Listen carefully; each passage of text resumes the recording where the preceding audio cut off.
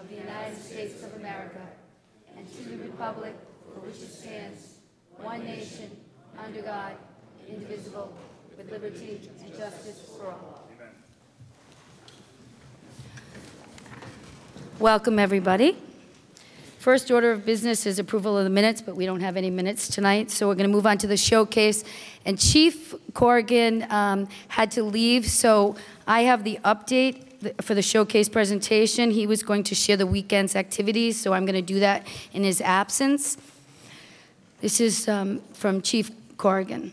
There were 13 noise complaints, with 2 of them being unfounded and 2 determined not to be residential gatherings. Of the 9 noise complaints involving the gatherings, 4 of them were significant enough to warrant a nuisance warning. There was 1 reported disturbance which resulted in a nuisance warning.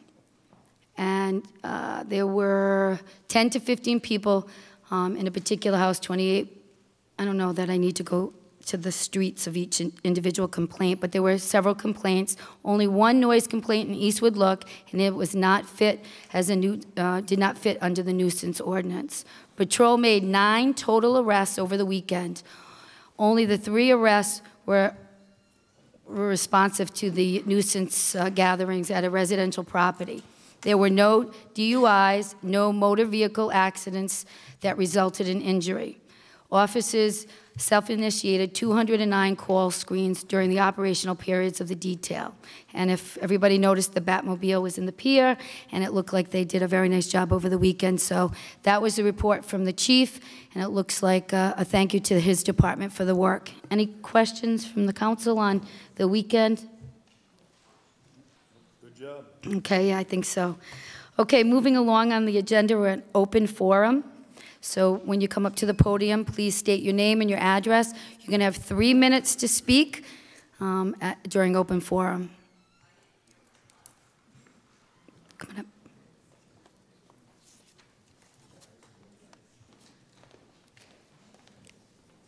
up.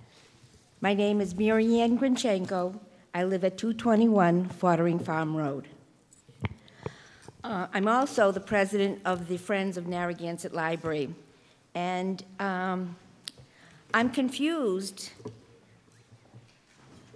and would like to know why the Belmont site has not been purchased. In the election and campaign in 2016, each and every one of you, I approached individually, and you all said you support the library, the new library. The residents, your constituents, well, so much, okay, yes. Let's speak to me, ma'am. I'm sorry. Well, he spoke to me, so I thought I know. This directed this. Certainly, thank you. The residents voted, and it was we received 87% in favor of the new library. So your constituents are supporting the library. It makes me very sad when we have events and programs at our library, and we have to turn people away, because many times our room does not allow for the amount of people that would like to attend our events and programs. There's many issues. Another thing I don't understand, we have not been in compliance with the ADA and fire code laws for several years, and you're all familiar with that. I can't understand why we're not actively in favor of building a new library. That really concerns me.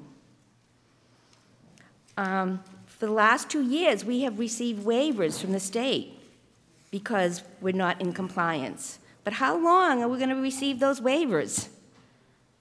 What happens if next time it comes around and they say, no, you've had plenty of time and no action has been made on this issue? I wish the town council would embrace a new library like the residents of Narragansett has. Thank you very much. Thank you.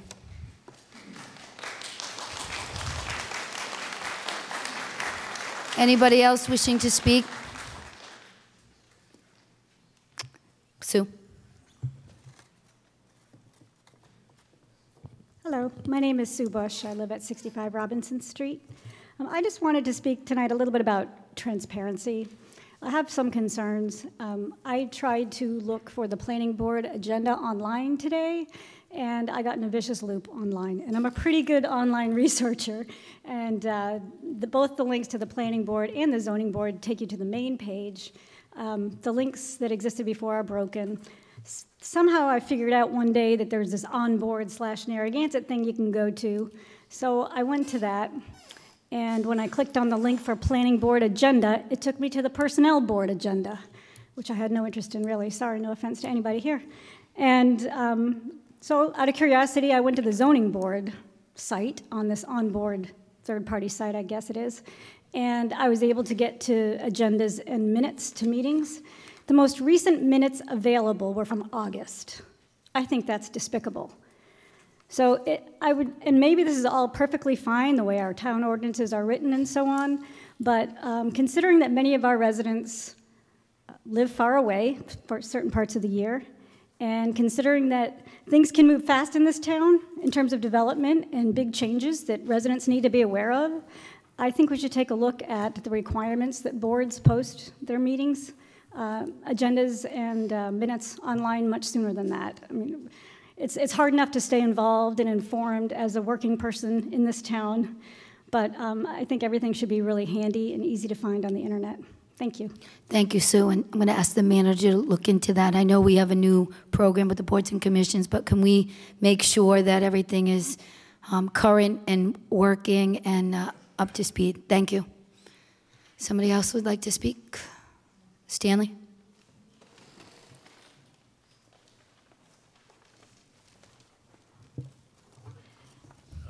Just wanted to talk about the protocol a little bit. We just said the words under guard. Therefore, I thought I would emphasize that. We said the words under guard. That's what we said, okay? Then we also say justice for all. And I've been here before with the justice for all. And so we say these words, but I'm not so sure all the time we act in that fashion. Specifically, I talk about the tax situation where I have this elderly woman. I think I mentioned it before, maybe the new people don't know. She's really in trouble physically. Now she tries to eat and it goes down her lungs. And for the last 4 years, Mary has tried to increase her rent. And when she sees me, she ends up crying. And I show some mercy. I say, okay, not happening. Okay, not this year, not this year. Mary continues to say we can't continue to do that. And so here we have the poorest sector of our community in trouble. And they're getting taxed 5.2% increase. And then the richest sector is getting a 10% tax break. Now, I think if I take the religious protocol, now I'm going to bring that forward, I think they emphasize that the fact is if there is going to be any discrimination or unfairness, certainly the rich would support the poor. It would be the other way around. The rich people would get taxed more, and the poor people get the tax break. Equality and justice, but also if we're going to make a mistake, if we're going to do inequality, it should follow the God protocol, which is for the poor.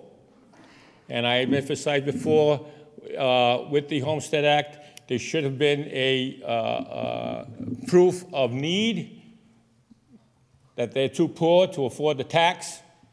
It should not have been rushed through as it was, and I hope you would reverse that so you would follow what you said, the God protocol and the justice protocol.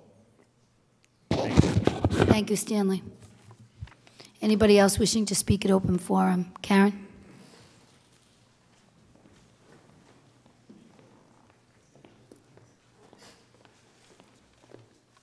Brought a visual aid tonight. It's red, white, and blue sparkles to remind you that we are in the United States and the town council represents the democracy that we live in. And the people of the town voted 68% to support the library. And we have not seen progress on this It's very slow. And we've talked about it since the comprehensive plan. Last time we had the comprehensive plan, it's been well known that we were in violation. And if they close the library because of ADA violations and because of lack of support from the sitting town council, I think you're going to find a lot of angry citizens in town that love the library and use the library. And what kind of community does not support a public library? That is, and with all these ADA violations. Oh, should I start again? No, you're good, Karen. We can hear you. But I want to remind you, when we did the special ed wars in the early 90s, the chair of the school committee then ran for town council right after in furthering his political career. And he came in 10 out of 10. So as much as you've been elected, you can go down the tubes just as quickly and down the drain and have a reputation disorder for not supporting the town and what's important to people in the town.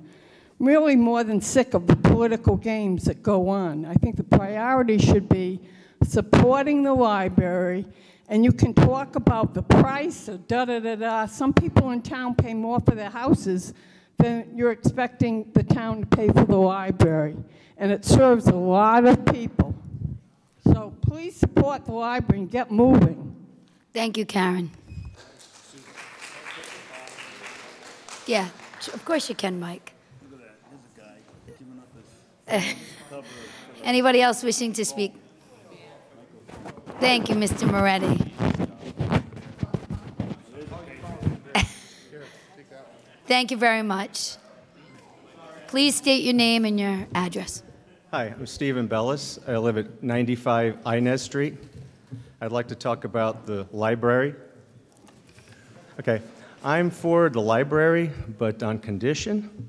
I think there's an opportunity here to look at a broader perspective from a community standpoint. The library itself is 9,000 square feet. The Belmont Market is 22,000 square feet. The Senior Center is 8,000 square feet. Parks and Recreation is 1,800 square feet. Adding that all together, you've got about 19,000 square feet of existing community, okay, services. The Belmont's 22. I would think that if it would be nice to have a community center, which would include the new library in that Belmont space, plus bringing together a new Chamber of Commerce, a senior center in the existing library, rather than perhaps selling that, and maybe bringing Parks and Recreation, which I think does a fantastic job, but bringing everything together into a community center, and therefore more foot traffic and business through that whole area where there's vacancies right now as well. So I'm in favor of a library, but I really think it should be studied a little bit more, just to see if we could bring something together for more sense of community and foot traffic through here. Thank you. Okay. Bob?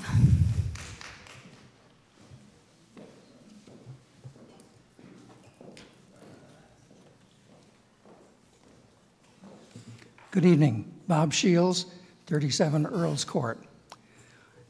I'm going to get back to Olus for a minute, for 3 minutes maybe. I think that it's doubtful that anybody up there has read the Olus regulations in their full entirety. I take that as a no. Or I take that as an indication that you have not read the Olus regulations. The Olus regulations say that the library shall appoint a billing committee. No other entity can form a billing committee that is approved by Olus. Now, the other thing is that the Olus regulations require that all steps taken by the billing committee or by the library are open to the public and should encourage public participation. That's a major point that the OLS regulations make. I think the town council needs to consider that they have not been open to the public on the progress that may or may not be being made regarding the purchase of the Gilbane property. I have no complaint that it's not within your jurisdiction to buy the Gilbane property, but to buy it without any library participation whatsoever is clearly not in the letter of the OLS regulations. You're likely to wind up having to justify your purchase to OLS, and that would have to be through the director of the Narragansett Library.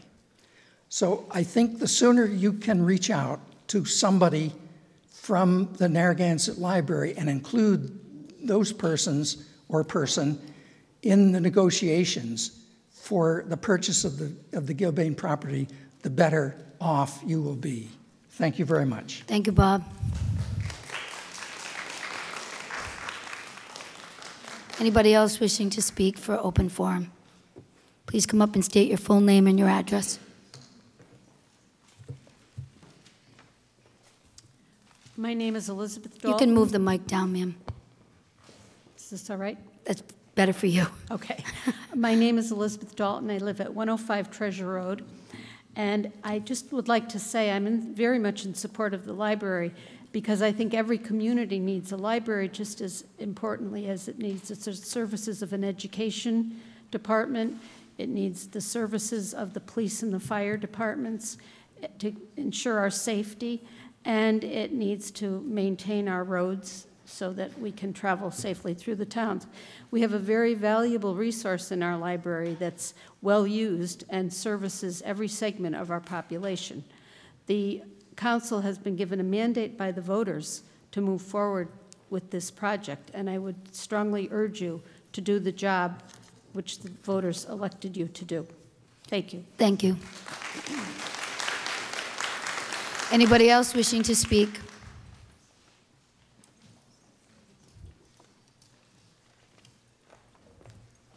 Hi.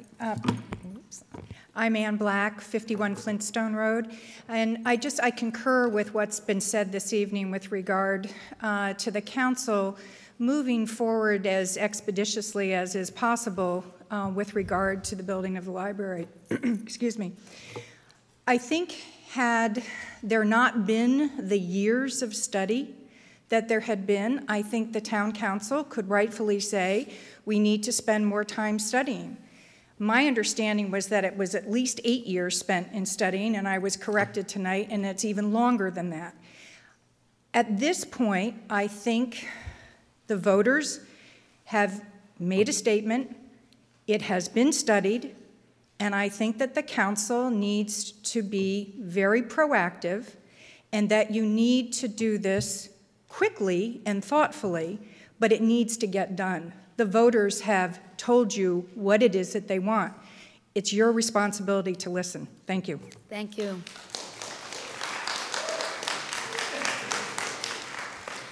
Anybody else wishing to speak? Okay. I was just ready to move on. Almost. Lori Kelly. I also want to implore the council to please support obtaining the Belmont building. We've done, as you know, a lot of work on it. I'm sure the present council is aware of my personal feelings on the subject. But I also, on a happier note, I want to draw the council's attention to the fact that the library in Narragansett was given a statewide award in, I believe it was April 13th, by what we call COLA, which is the Coalition of Library Advocates, for an outstanding outreach to the community. And it was specifically our Towers event, which kicked off the education for the voters to obtain this property, was also a fundraiser for it, and obviously a very social time. And all of those factors made us one of 2 libraries in the state that received statewide recognition. So the state, and certainly it is the library community, is congratulating Narragansett on their move forward. We just need to continue to move forward. Thank you. Thank you, Lori. Anybody else wishing to speak at open forum? Okay, see, Gail? Nancy out. Nancy McKenna, 19 Hemlock Street, Narragansett. I'm the Board of Directors of Trustees of the Library. I seem to recall that at one point, after all the negotiations, we put on the ballot that we wanted to either renovate the current building, which is not what we want to do. But we were told that we had to give them 2 choices. So that was one, and the other one was to purchase the Belmont building. It's my understanding that going back months ago, the negotiations were doing well, and now all of a sudden they're falling apart. For what reason?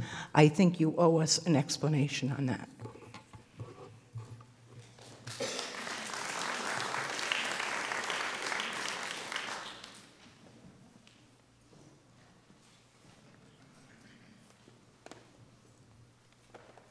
Gloria Roman, 33 Wheatfield Cove Road. I am a member of the Library Board of Directors. I was, in November, I was with many of you as we were at the polls, and most of you expressed your full support of our new library. We were talking about going to the Belmont Marketplace at that time, and you were expressing, yes, you supported it. What happened? The people mandated it, the people who elected you mandated that you move forward and you purchase that building and get this library going. The public residents of Narragansett town will not be very happy if we get to a point where we need to close that, where the state will close our library. I don't know what you're all thinking. We're not privy to any of it. You have excluded us, the board, from every kind of negotiations, and it's time for you to be open, to accept what the board has suggested, and for you to move forward, and I strongly urge you all to do that. So we're in the middle of negotiations, so we can't really speak to that right now, but I'm glad that people are weighing in how they feel, but we cannot speak to the specific details of negotiations at this point. Just so you know, we can't compromise that, so I just want to clear that up. I understand that, but I just hope that we lose this deal for whatever reason it might be, for how small of a reason it might be. You know, we could all think of suppositions of what it could possibly be. And I think you really need to do due diligence and listen to the people who put you up there and who will remember what you've done when you want to come back. Thank you. We're gonna have to come back to open forum because the stenographer is gonna have to set up, and I do have a couple of announcements. So we're gonna have to come back to open forum after the public hearing. So the stenographer, is she here? You can come on up and set up. There's about 5 minutes until I'm going to let her set up, and I'm just going to give some updates. I have some announcements. One is for Melissa Crawford. South County Museum opens its 84th season this Saturday, May 6th. If you're not a member of the museum, this is the year to join. If you love South County and you care about preserving the rural and maritime history of our area, support the museum and make a visit or become a volunteer. Anybody that's interested in, they should go down to see South County Museum. It's a true treasure to the Narragansett community. There's also an announcement that there is a fair, an Earth Day fair on Saturday, May 13th from 10 to 3. It's located at 27 Tarswell Drive in Narragansett, Rhode Island. All are welcome to come. A lot of activities will be there. The Eco Depot will be this Saturday, May 6th from 8 a.m. to 1 p.m. at the Narragansett Beach. If you have household hazardous materials, electronics, paper shredding, styrofoam, scrap metal, or any other textiles, books, household items, you can bring it down to the, and paint, that's right, oil. He doesn't have that on the flyer, but you're exactly right, Patrick. Please feel free to come down from 8 to 1 on Saturday. And we'll just take a few, I can probably take a few more people while she is setting up. So, Representative McEntee.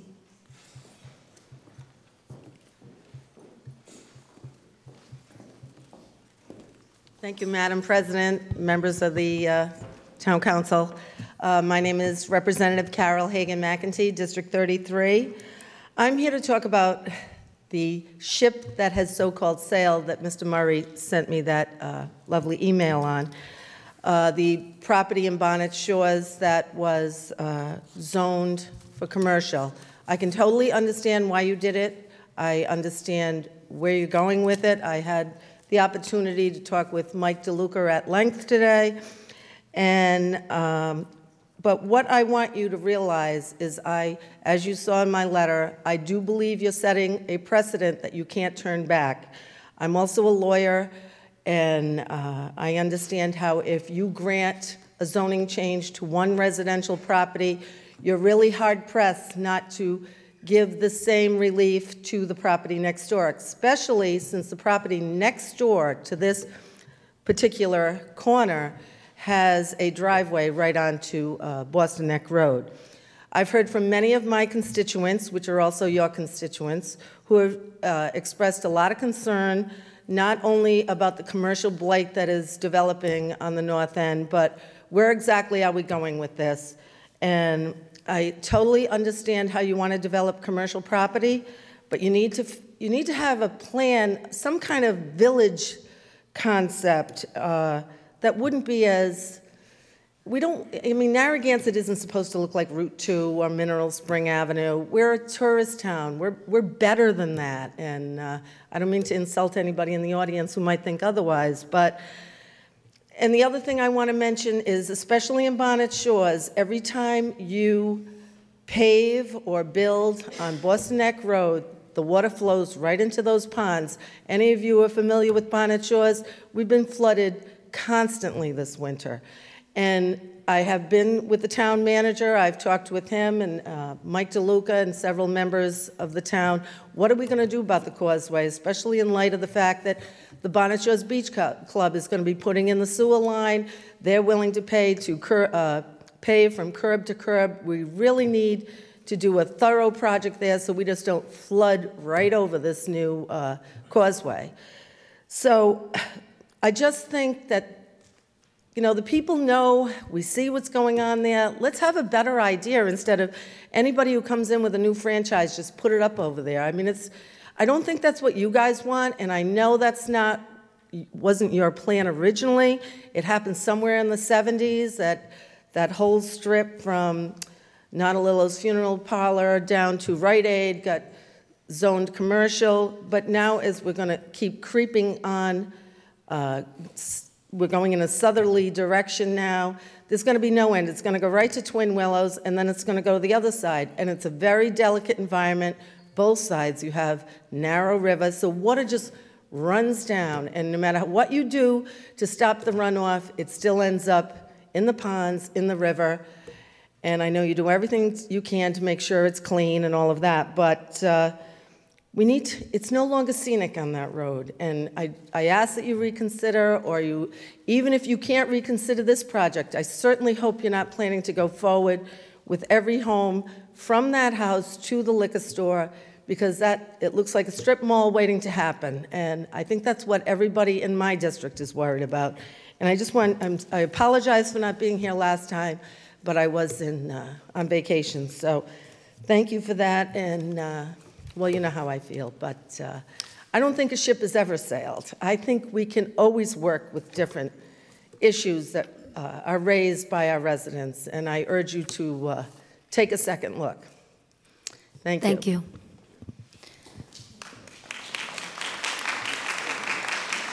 Okay, do I have a motion to open the public hearing? So move. Second. All those, okay, I'm going to make a motion to open the, I heard you, Matt. I don't know what I'd do without you. Okay, a motion to You'd open. miss me. Terribly. A motion to open the public hearing. So move. I'll second that. All those in favor? Aye. 5-0, motion passes. The public hearing is now open. A motion, a public hearing to transfer of a Class BV limited liquor license from Michael Maxton, President, DBA, a Bed and Bistro, 83 Narragansett Avenue, Plot C, Lot 344B, Narragansett, Rhode Island, to James Lee Dion, BDA, Amalfi Bistro. Do I have a motion? So move. Yeah, I had to open that, right? A second. Okay, now it's open. So is anybody here in, oh, thanks. So is Matt and Joe? Good evening. I'm James Ladon of Amalfi Catering.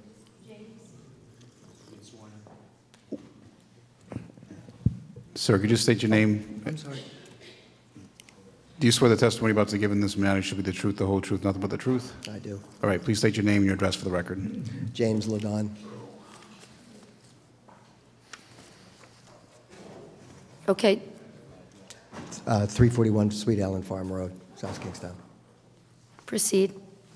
I'm just asking for the favor of having the liquor license transferred to my company, which is Amalfi Catering. Been in business there for 14 years, the catering division.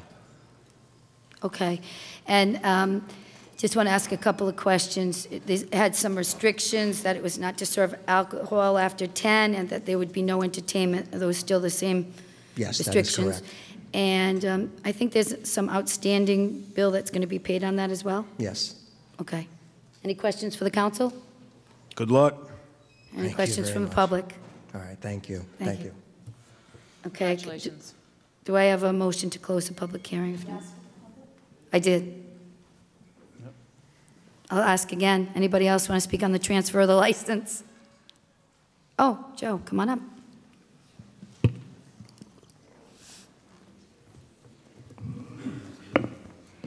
Raise your right hand. Anything you testified to here tonight is to be the truth, the whole truth, and nothing but the truth? I do. Please state your name and your address for the record, please. Joseph Paglia, 39th Thayer Ave, Narragansett.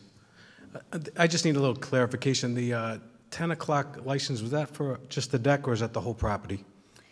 He cannot serve alcohol after 10, and there's no entertainment. Okay, So we can't serve it at all. that was it. Okay. Thank you. Thank you. Anybody else? Any questions? Any questions from the council? Okay, do I have a motion to close the public hearing? Oh, no, for this particular one, yeah. Matt? So move. I'll second. All those in favor? Aye. 5-0, motion passes. Okay, we have a motion for miscellaneous license application for a rooming house license for James V. James. And why? You can't leave yet. Come on back. We're going to vote on the motion, just make sure we approve the license, okay? So a motion to accept the transfer of the license. So move. I'll second that. Subject to. Subject to the regulations that were stated, the alcohol And local rules and state regulations. regulations. Okay, all those in favor? Aye. 5-0, motion passes. Thanks, Ian, for that. Okay, now we have the text revision, right? No, then he has a rooming house license that goes with the Amalfi's Bed and Bistro. Okay, a motion to approve the miscellaneous license application for the rooming house license for James D. Levon, DBA Amalfi Bistro, 83 Narragansett Avenue, Plot C, Lot 344B, Narragansett, Rhode Island, subject to local and state regulations. Do I have a motion? So move. I'll second it. Questions? So is this just a motion or is this also a hearing? I'm a little Just a confused. motion. It's I a moved motion. it up for convenience sake. Gotcha. Yeah, and so, just so the council knows and the public knows, the captain wrote a nice letter saying that he was in favor of this. I'll pass that. Or should I read it? Or I can pass it around. It's by Captain Perrin. And also, the building inspector gave approval, and the fire inspection's not done. It's outstanding, but it's going to be done in a couple weeks. So if anybody has any further questions? No. Anybody from the public? Hearing none? Do you want to, let me pass it that way too, Matt. So we're going to vote on this one as well. Just take a look at it from the captain. Oh, you do? I'm Okay. good. Okay. All right, we're going to vote on this motion. All those in favor? Aye. 5-0, motion passes.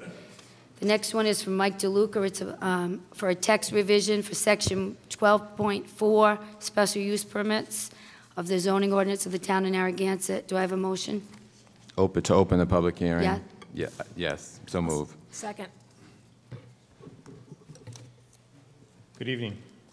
All in favor? Aye. Aye. 5-0, the public hearing's open. Thank you. My apologies, I didn't mean to jump the gun. No, it's okay. Gotta It's watch okay, we're that trying to there, Mike. move along. Sure. Don't want to confuse anybody. Tonight's hearing is on an amendment to Section 12.4 of the zoning ordinance. This section is entitled Applicability as it relates to special use permits. And this is going to be a little bit of a dry discussion, but it's important for us to explain the distinction and why we want to make the changes in the text.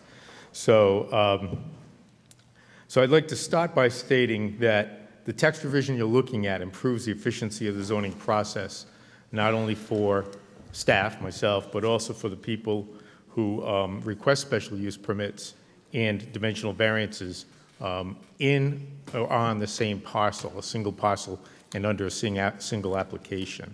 Before we go any further, I'd like to explain just a few of the terms that I'm using. A special use permit is a permit that is allowed within a district but has some performance criteria assigned to it. Dimensional variance is a relief from setback or from anything that can be measured, such as the distance from a building to the side or the front or the rear property line. And a use variance, very importantly, is a variance granted to utilize a property for something that it is not typically allowed for. And a good example for that would be, allowing the development of a business in a zone that is designated for residential use. And when the zoning board reviews these things, they have different standards of review. For a special use permit, the criteria are variable dependent upon the type of special use permit requested. For dimensional variance, the standard is whether or not the denial of that request would be more than a mere inconvenience to the applicant. And the standard of review for use variance is that the denial of that request would leave them with no beneficial use at all. So it's a very steep, the last one is a very steep standard of review to meet. So why are we here doing this? The reason is that there are some applications that come before the town zoning board that request both special use permit and dimensional relief, but are not use variances. They're just a combination of two factors being applied for by an applicant. And many of them are fairly harmless and minor in nature. So what I'd like to do is give you a little background and then go to the explanation of the ordinance. In the past, and this isn't going to be a long history lesson, but pre-1991, the zoning boards were allowed, this is around the state, not just ours, to grant variances with something called special exceptions. And there was no real restriction on giving one without the other. They could be granted together. Then in 1991, the state, the General Assembly rather, rewrote the entire zoning law, the law behind, the enabling law they call it, that gives us the right to have a zoning ordinance. And with that new ordinance, with that new law, they tightened up the regulations. They took away the term special exception, which was somewhat of an amorphous term, and they replaced it with special use permit.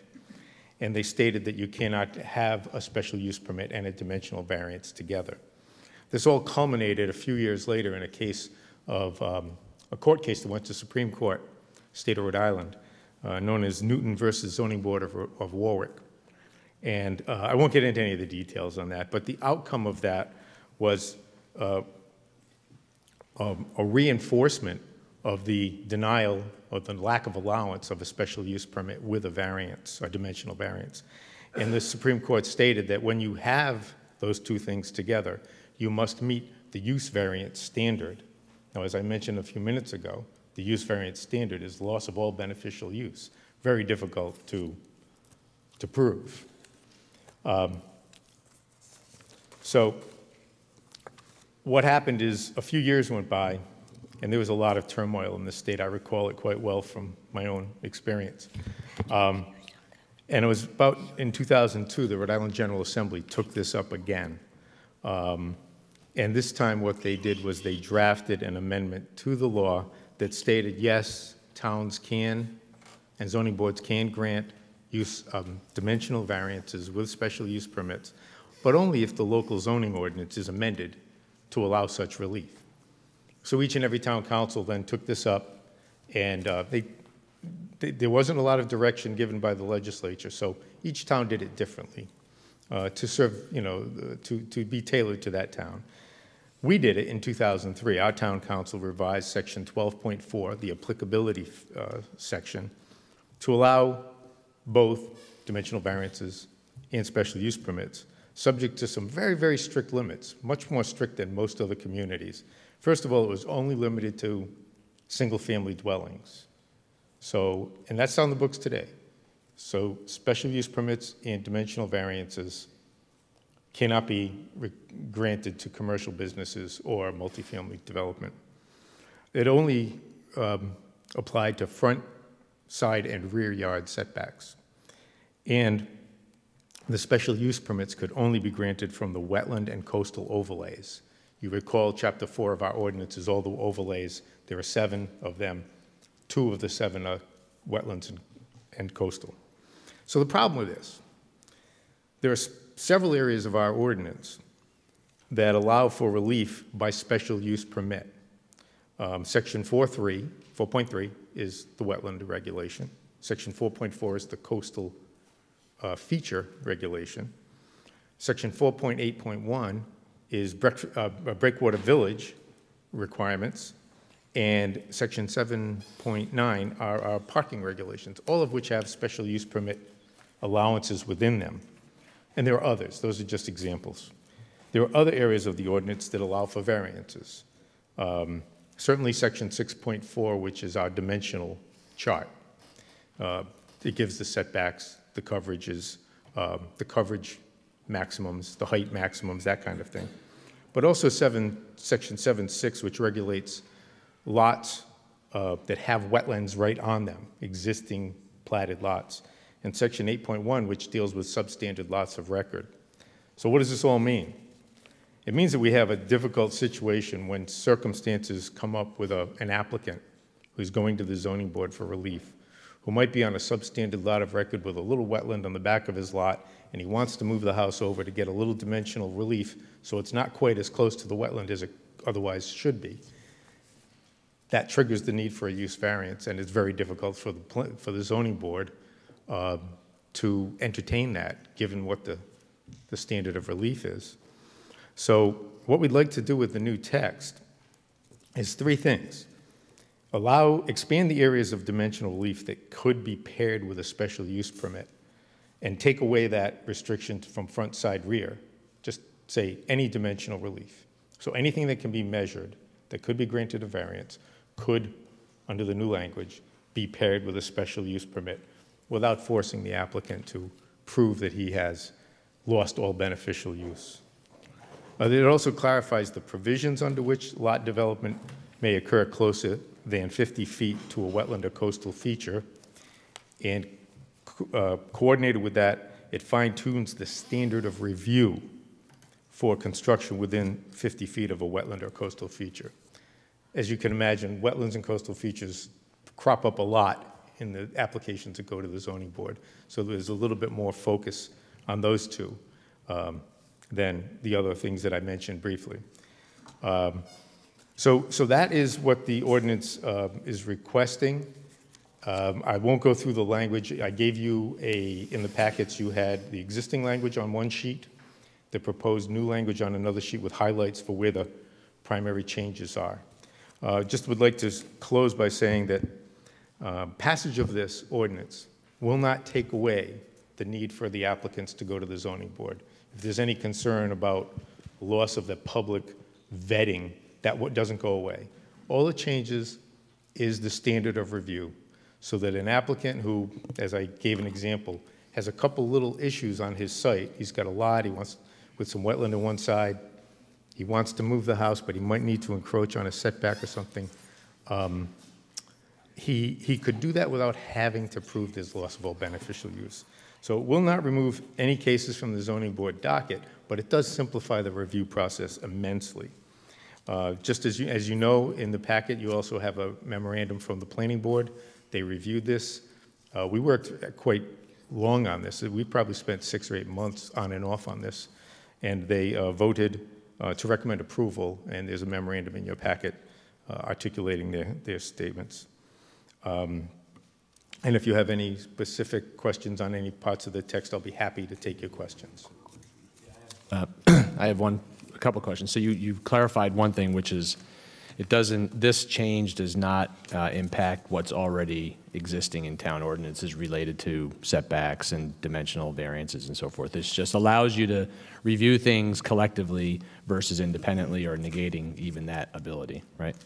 That's right, Okay. yeah. It doesn't change any of our standards of review. It doesn't change any of our setbacks, any of our dimensional requirements. Those static things, those measurable things stay the same. Okay, yeah, I got hung up when I saw any, that word any in there. I got a little nervous about, any any dimensions. And the second question is, it applies to single-family dwellings. Does that apply to, for instance, condo developments? Is that considered, if there's 3 buildings attached to each other, 3 dwelling units attached to each other, and No, I don't believe a condo development where you have multiple units in the same structure would apply. Okay. They would not qualify. Okay. That's it. Thanks. Anyone else? Anybody from the public might have some questions. Carol? Carol?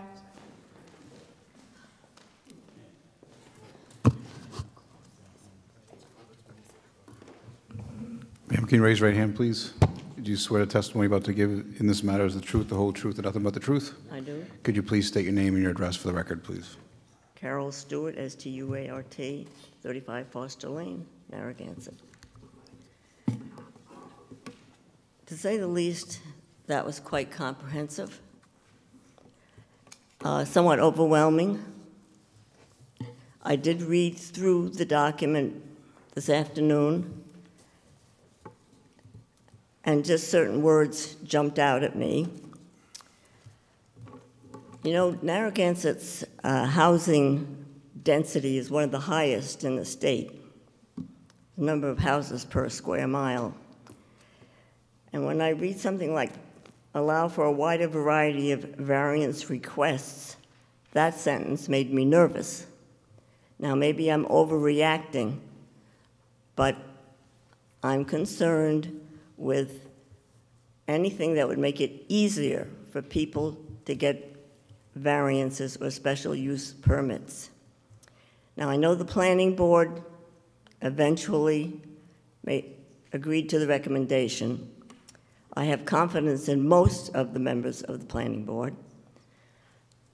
These would go to the zoning board for review. And I have more concerns about the zoning board, not individuals, not as an entity, but I recall that I think it was this council that said when people came up to be reappointed that you were going to require them that they go out to the sites and examine the sites before they went to their meeting and voted, because we found out that many members just didn't bother. That board is one of the most important boards in our town to maintain the quality that we want in this town on all issues, and coming up a lot more issues that are going to be important. So I'm just throwing this out because I have concerns about this, whatever it was that Mr. DeLuca just presented to you. and thank you for listening. Thank you, Carol. Anybody else wishing to speak? Karen?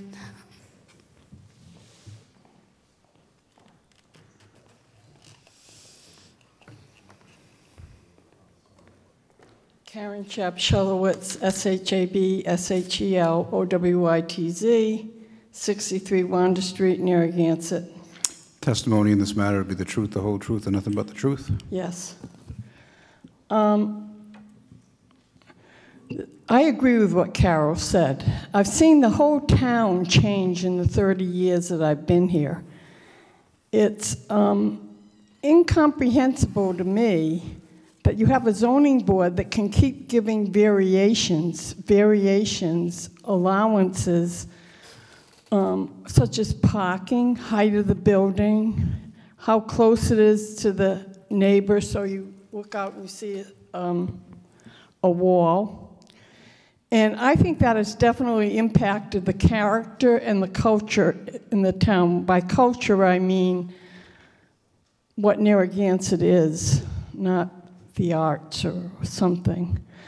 I went to a NEASC meeting, which is the 10-year certification of the high school to designate it as being certified. I was on that committee 20 years ago, and they do it every 10 years. And it was a meeting for the parents yesterday afternoon. Well, amazingly enough, most of the parents were not residents of Narragansett. They're residents of Jamestown or other towns. And see, this is what I think the town has gone in a direction. I'm relating this to zoning variations, if you can draw between the dots, that we want to get more families in town. And every time they give these variations, it's an opportunity for another rental,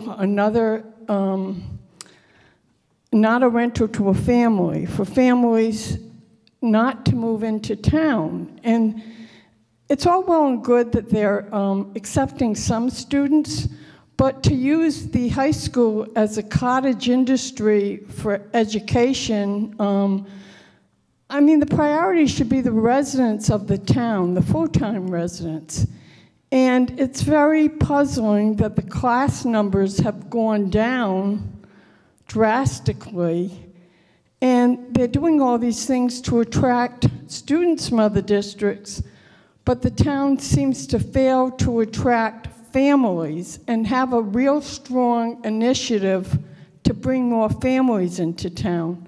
And every time they do these variations, it's setting another legal precedent for another person to apply for that. And there are no children on our street. There are no children on the next street. If you're a family considering moving into a neighborhood, are you going to want to move into a neighborhood where there are no other children? All right. Thank you, Karen. Anybody else wishing to speak? Sue?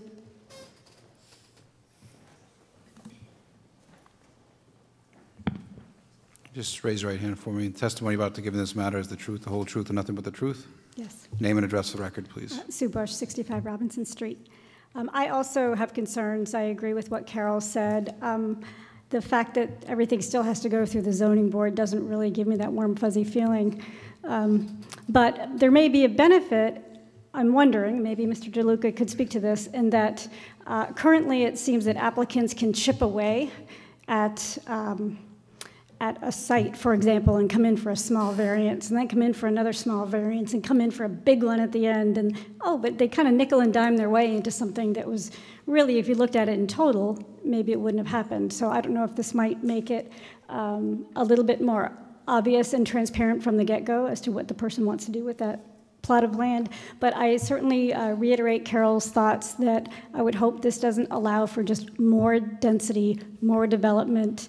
And with dimensional variation, will that have any kind of extra ability to raise the height, for example, of a building? I mean, I hope not, because that would be awful. So just my thoughts, and again, I don't know the ins and outs of it thoroughly, but I also have concerns, and I'd hope we look at this really carefully. Thank you. Mike, and to Sue's question about the heights, it has nothing to do with the height variance, does it? I mean, that would stay the same, right? Yeah, as I mentioned, the standards don't get changed. What gets changed is the way the process works. So the technical standards, all the setbacks and height limitations, coverage, they all stay the same.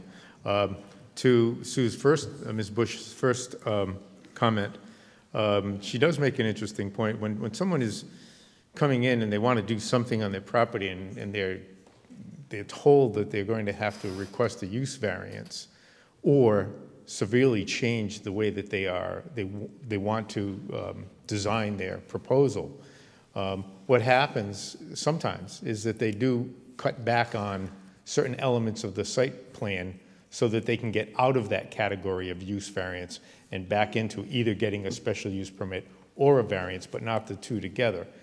And we sometimes do see follow-up applications.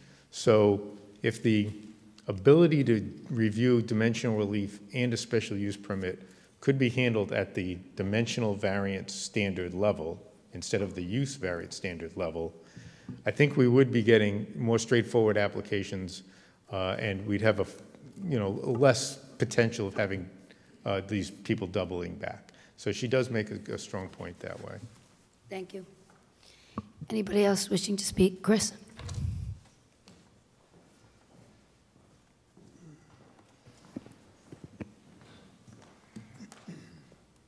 Testimony about to give in this matter is the truth, the whole truth, and nothing but the truth? It is, yes. Name and address for the record, please. Chris Golia, Goglia, 91 Kingstown Road, Narragansett. Hi, I didn't come here tonight prepared to speak on this issue. I was surprised to see it on the agenda. I'm speaking, by the way, on behalf of the Narragansett Pier Residents Association, of which I am the chairman. I think that any issues of zoning density would be of great interest to our membership and historically have been very important to our membership, and that hearing about this would be of great concern to a lot of our members. In Narragansett Pier, we feel that we're in a part of town with the highest levels of zoning density already, and what we've observed over the last several years are single-family properties being purchased, redeveloped, multifamily dwellings going in where there were single-family homes before, and that issue has always been of great concern to our membership. Mr. DeLuca just clarified that the technical standards don't change, but the word technical is important because it's the use standards that are most important to our membership, and that's what's changing, right? Currently, there's a current set of criteria, my understanding anyway, if you want to put a multifamily dwelling on a piece of property where it didn't exist. And that's what's going to change. It's going to become easier to do that. At least that's my understanding. I would ask you not to rush into this decision. I think the members of our organization would pay attention to this, and they'd like this to be very carefully thought through and to be more comfortable that this isn't going to be harmful to the character of their neighborhoods. Thank you. Thank you, Chris.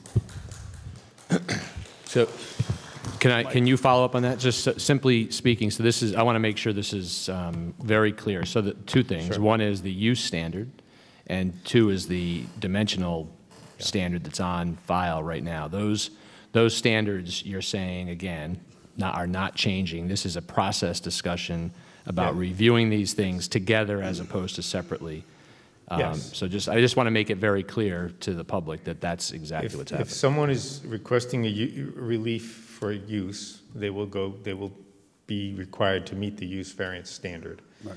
If they're requesting dimensional relief, they'll be required to meet the dimensional variance standard. I think what Mr. Golia's concern is that it could lead to validating density changes, and I would state that that's not the intention of the draft.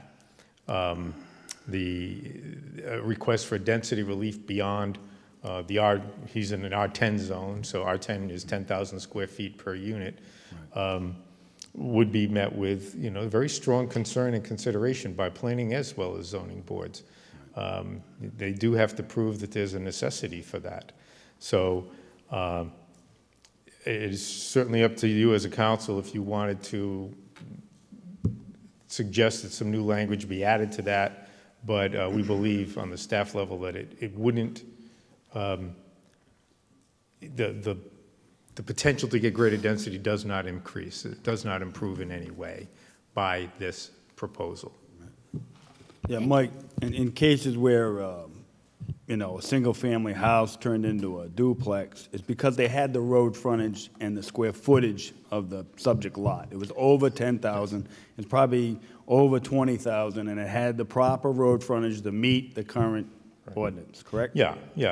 What some people don't know in town is that you can build a two-family house on a 20,000 square foot lot in a R10 district if it has 150 feet of frontage. A single-family house only needs 100 feet of frontage on the street and 10,000 square And those feet. That's allowed by right. Those dimensions and those ordinances aren't going to change under this? None, not at all. Thank you. Thank you, Mike. Anybody else wishing to speak at the public hearings? Come on up.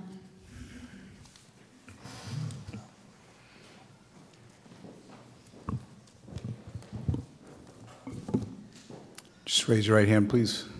Testimony about to give in this matter is the truth, the whole truth, and nothing but the truth? Yes. Name and address for the record, please. Stephen Ferrandi, 44 Sylvan Road. My concern with this ordinance is that, you know, just from the narrative, the proposed change will allow a wider variety of variance requests in order in conjunction with a special use permit. And what I can understand, and I think what's happening here is there's not that much available buildable land in the town. So now we're getting kind of down to the nitty-gritty.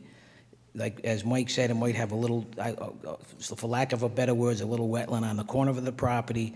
So once person wants to do something with that, instead of having both of these standards, which everybody else had to meet, now we're gonna maybe chip away one of those standards, and it's easier to pass one and not the other, being the special use permit is a different use, is a use requirement.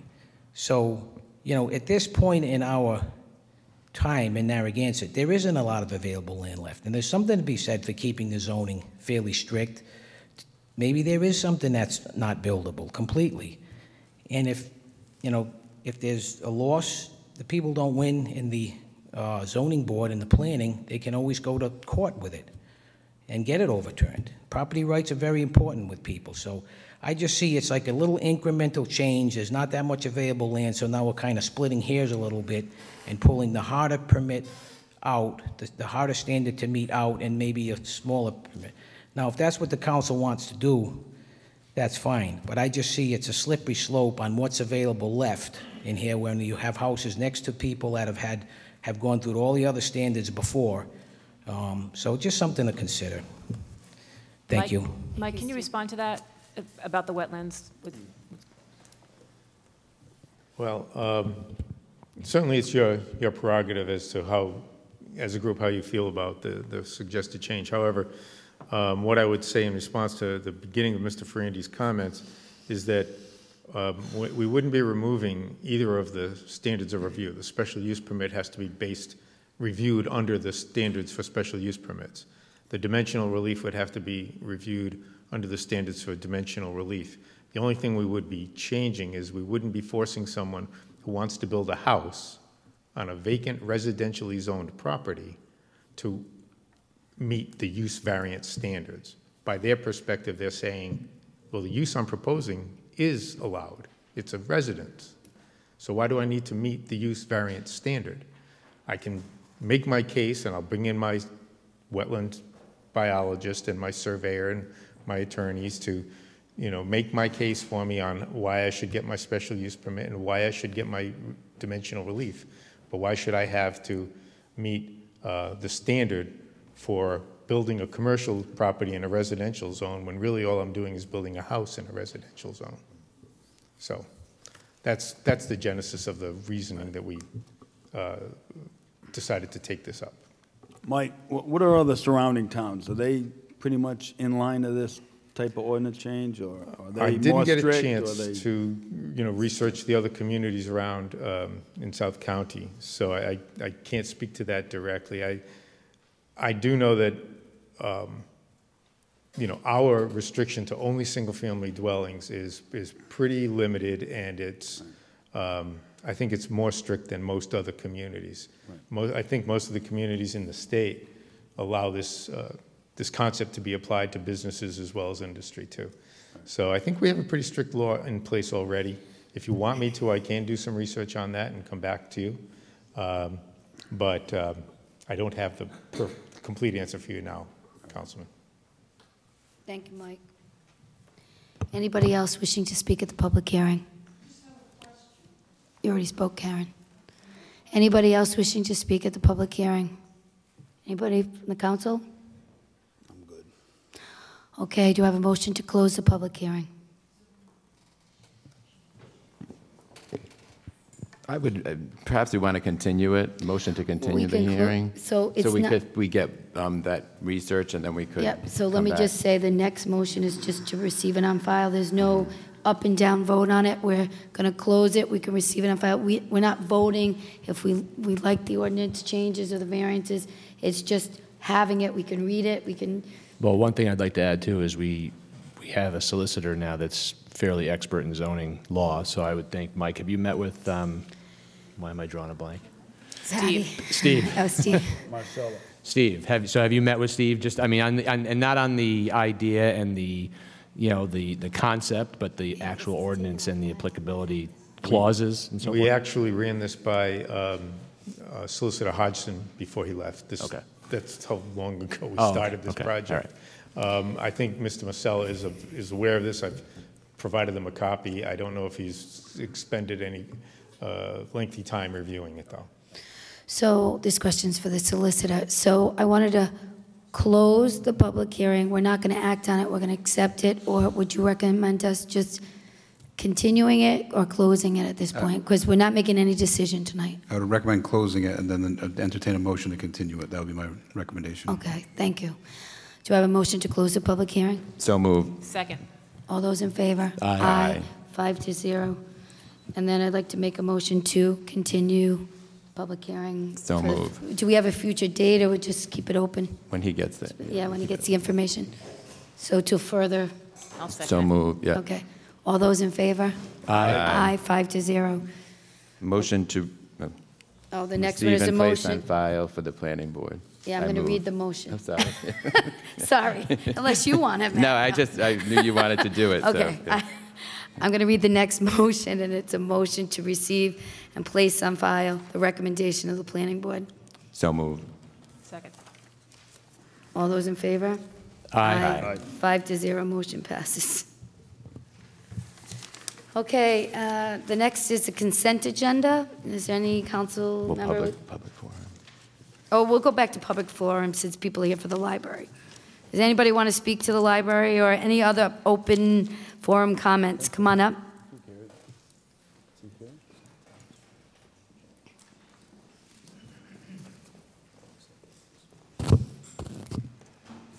Hi, my name is Anita Langer, and I live in Bonnet Shores. And on April 3rd, we witnessed something that we were very disturbed about.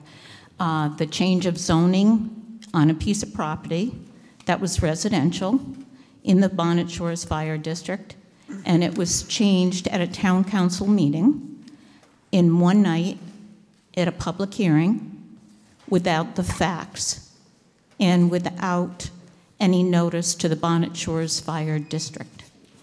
So I'd like to just go over some of the reasons why there are many people that are very disturbed. You have forced us to take the next step in the process, and the next step in the process is to go to Superior Court within 30 days. We have done that. I think when you're looking at any zone change, I think when you're looking at any kind of special use permit, which goes along with just what the hearing was about, you need to have all your facts. And there was a question on the roads in Bonnet, whether we truly own them. That did not come up at the hearing, by the way. It came up at the next meeting. I'll read one of the ordinances, just a little part. It had to do with, in 1979, when the Bonnet Shores Fire District decided that, yes, they would go with the standards that the town had for roads. And it said the Bonnet Shores Fire District, in accordance with the requirements and standards prescribed for the maintenance and construction of roads within the town of Narragansett, and that in accordance with the existing ordinances of the Bonnet Shores Fire District, when applicable. However, underlined, the fire district shall retain ownership of said roads in the district. Secondly, in 1992, the town paid, and these are some of the facts that should have come out, the town paid for a Garofalo study. It was a survey of all the right-of-ways and all the roads in Narragansett, in Bonnet Shores.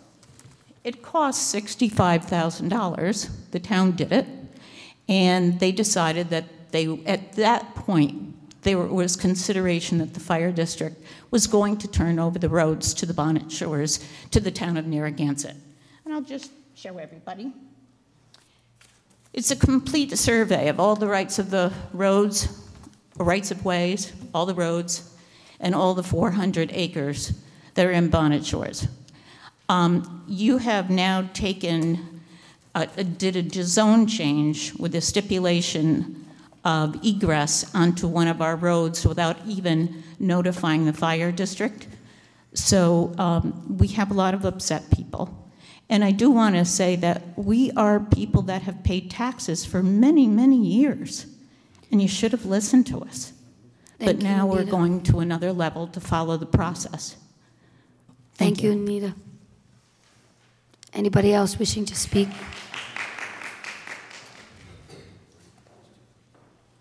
Thank you. Peter Foley, 81 Bonnet Point Road, Narragansett. I'm in Bonnet Shores. I just wonder why you made the decision you did to put another real estate office where there are already 2 offices across the street, and I think there's about 6 offices within a half a mile of this zoning change that was made for a real estate office. And there's going to be a lot of people this summer trying to get through that intersection. They're going to be very upset with the decision you made. So I just think that it needs to be, if you're not going to rescind it, it needs to be reconsidered somehow, because there are a lot of people in Bonnet Shores that are going to be very upset this summer. And I think you should pay attention to it before it goes too far. And I know we're going to go to court, and I don't know whether we'll win or lose, but I know it's a very bad decision from public safety, and politically, it's a disaster for this council. So I think you ought to reconsider it. And I'd appreciate it if you at least taken under advisement to do that. Thank you. You're welcome. Anybody else for open forum? Steve, you already spoke, didn't you? Okay, come on up. I'm always interested to hear what you have to say, but I wasn't sure. I'll be brief, Council. Thank you for the opportunity. I wanted to say this at the last open forum. I just wanted to, on behalf of the East Willock Homeowners Association and the Neighborhood Narragansett Alliance, which is a consortium of about 9 different neighborhoods, I just wanted to give Chief Corrigan and his staff and the town manager a thanks to the past weekend. It seems like all the plans that he's been working on are starting to come together.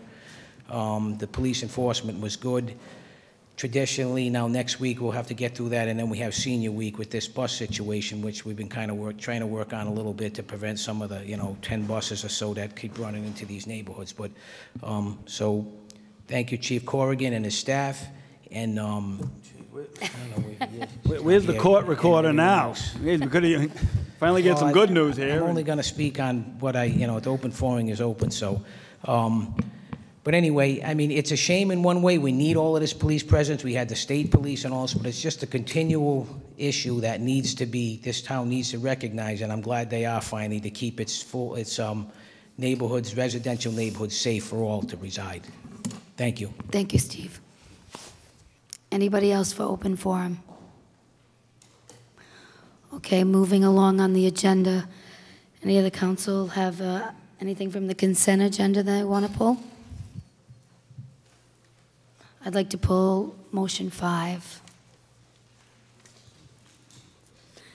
Hearing none, do I have a motion to approve the consent agenda absent motion 5? So move. Second. All those in favor? Aye. Aye. 5-0, consent agenda passes.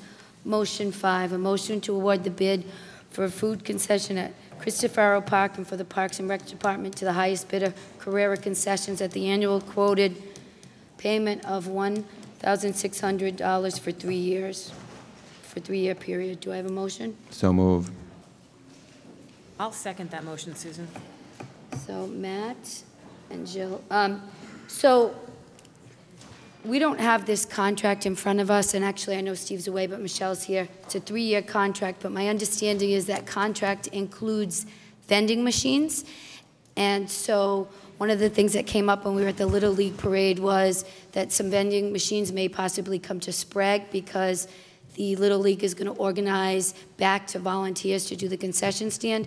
And the question that I had for Steve or for you or to Carrie back to him is, will those vending machines be possible? Will they come to Sprague until the organization organizes their volunteers? And would it be a possibility to also have a food truck or two when they have that intermittent time where they don't have an organized concessionaire going at Sprague? So I was just curious about that, and I know that we're not furnished with the contract, but I just posed that question and see if he can get back to us if that in fact is in the contract, that it would happen, and we could do that in the interim until the league organizes back to volunteers. Because as you remember, it was outsourced, but there were no bidders. Okay? Any? All right, that's why I pulled it, because I just wanted to answer that. Okay? Okay, but I'm in favor of this concessionaire for Cristofaro, so. All those in favor? Aye. Aye. 5-0, motion passes. Thank you. New business. Hold on. Number 10, a motion to approve the employment agreement with Chief Sean Corrigan as recommended by the town manager and to authorize the town manager to sign the said agreement. Do I have a motion? So move. Second. Any discussion? Everybody satisfied with the contract agreement? Very much so. Very much so. Okay, all those in favor? Aye. 5-0, motion passes. Congratulations to the chief.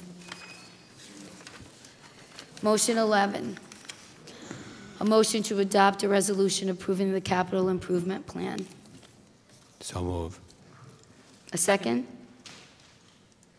I'll second that. Any discussion from the public? Hearing none, all those in favor? Aye. 5-0, motion passes.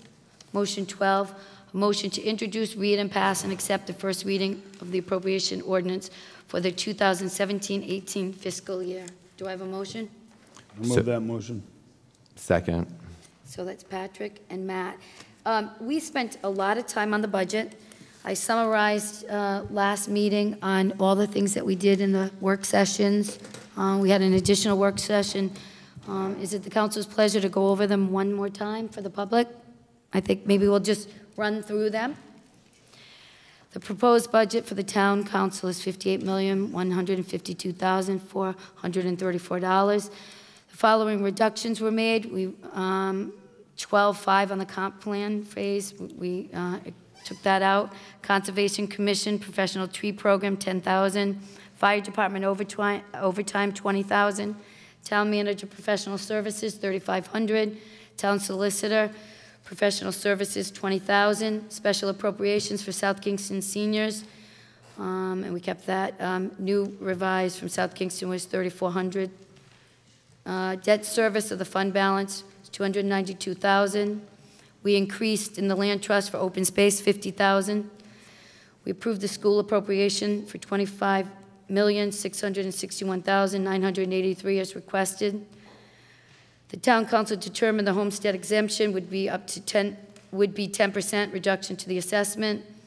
The resulting tax rate is estimated for residential at $10.61 per thousand of assessment.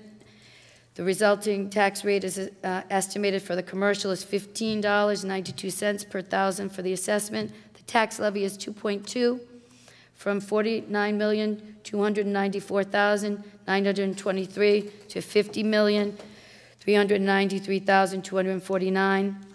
The state law allows us up to 4%. We funded the pension 100% as the recommended amount. The OPEB was funded $2,800,000 from the general fund as indicated in the OPEB funding plan by the town council. Did I leave anything out? We worked hard, and we want to thank the manager, and we want to thank Laura for a great presentation and all the senior management. Any questions, any concerns on the budget? Anybody from the public? Stanley.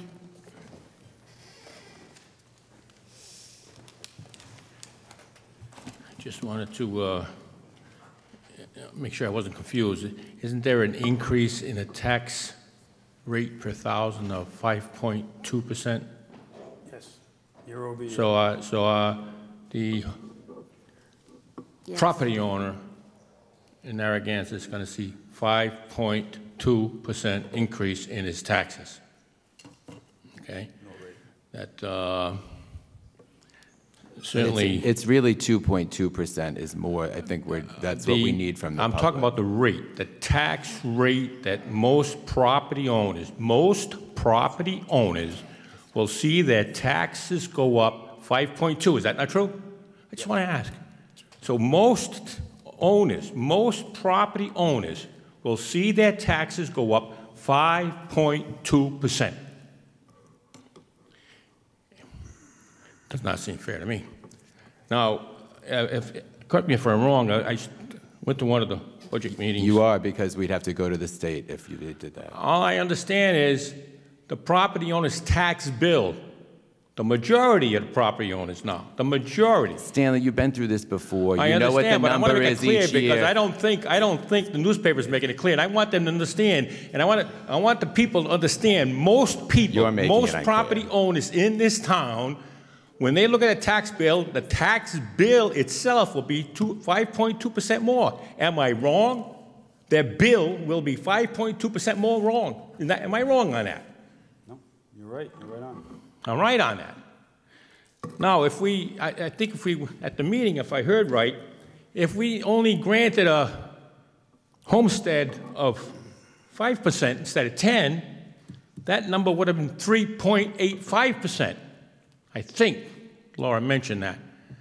I mean, she can correct me if I'm wrong, but if I think I took that number down, so the majority of property owners will only see their tax bill go up 3.85 if we hadn't given a special few a maximum of 10. So why didn't we just try something like that first? Why didn't we compromise and go up a little bit of time? Why are we causing the majority of the taxpayers to see the 5.2% increase? Not very nice. I don't think it's fair. It's unjust. Property owners, they own property. Year-round, not year-round, temporary. I'm not going to discriminate against any segment of the property owners' population in this town. And I take issue that the government here does that. I think it's very wrong. And that's not even taking consideration we have a $2 million surplus. $2 million surplus. And that's not counting special surpluses already in place for school, beach, sewer, water. They all have their little surpluses within their budget. Certainly we don't need the $2 million. So maybe we should back off a little bit so we don't see the 5.2%. So I think it's wrong, and I think you should reconsider and make it justice for all, like you said and promised when you started this meeting. Not to do that is wrong. It's not justice. Thank you, Stanley. Thank you. Any other comments on the budget? Yes, Susan, just to clarify, so over the last few years, what we do when if we went over 4% that we needed from the taxpayers, we would have to go to the General Assembly. So, and Laura can correct these numbers if they're wrong, but 5 years ago, we were 2.2% more that we increased from the prior year. The next year was 2.5, the next year was 1.0, 1.4 the following year. This year is 2.2. So let's just get the facts straight.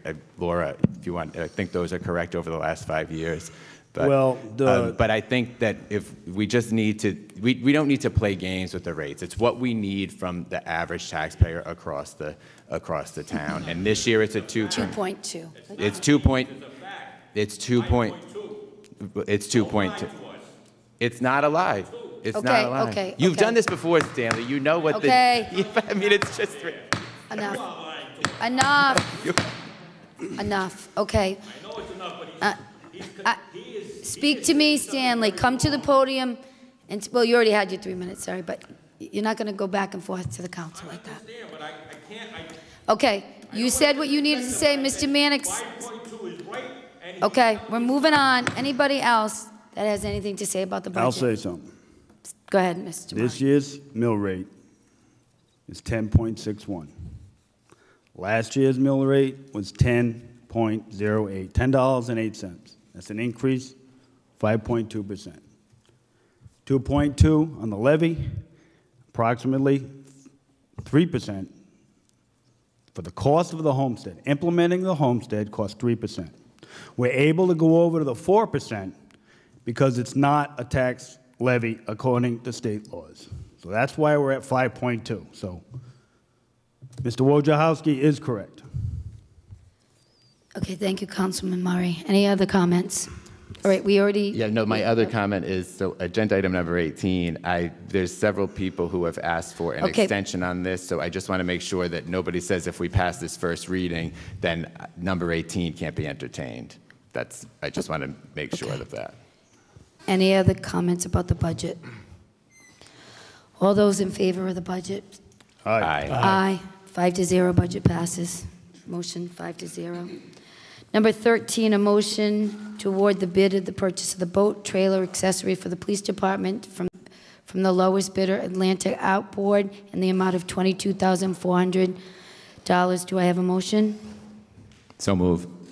Second. Discussion. Again, the chief had to leave, but you all have the motions on the boat and the accessories. Do we have any questions that on that? Yeah, I don't know. A question, concern? Well, yeah, that was I don't know. I was under the impression it was a $25,000 total, but now we're looking at a boat, a motor, a tiki bar. I don't know how they flip the tiki bar in there. But, I guess we can go with it, but it's just, you know. Could I just ask you to speak to, I know that he had to leave, the chief, but can you comment as well, Mr. Manning? Yes, Council President, thank you for the opportunity. Councilman Murray, I fully appreciate your concerns. They're the same concerns I have when anytime a large ticket item comes before me. I spoke to the chief at length about this. This boat is badly needed by the police department for the safety of the police officers patrolling the river, as well as the safety of the public. The boat that they currently have is 35 years old. I spoke to several experts on that boat, unrelated to the chief's request. And the way it was described is the boat is like a sponge. It holds water at this point. The chief was very fiscally responsible in the way he approached this. He's trading in the existing boat and package that he has for approximately $10,000 that he can receive with some repairs. He also subleased it out to one of our town employees at DPW, who is a boat mechanic, and he's going to save $15,000 by purchasing the equipment independently and then putting it on the boat.